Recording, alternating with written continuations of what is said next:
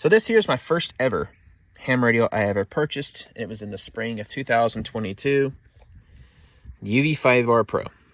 Now, my whole origin story here, I was looking up stuff on TikTok, survival stuff, and I came across this dude, forgot his name.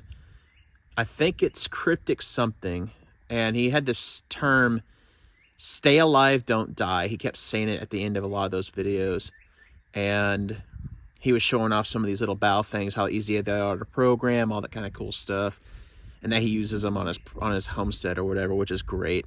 So let me go ahead and get to this real quick. So this has been in a Ziploc bag for a couple of years, and it's got holes in it, so I took it out today. And I'm going to put another Ziploc bag on it, a sandwich bag or something, and then put it back in here and sandwich bag this as well. These ride together, and this has a battery already in it.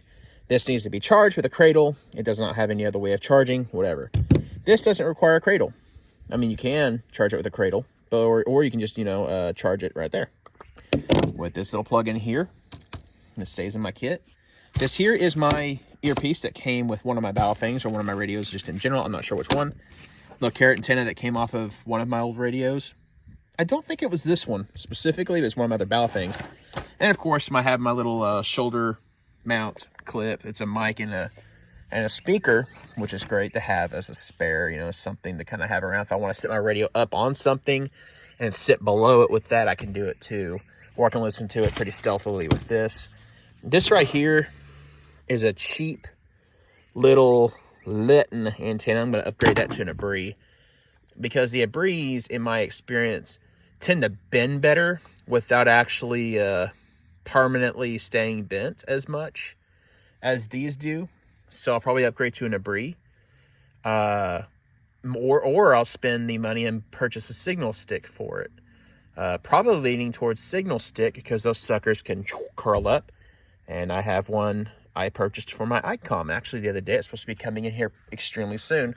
So I may do something on that. That's bugging me. And I can't. There we go. But anyway, I just thought I would show off my first radio. And just also my little IFAK kit here.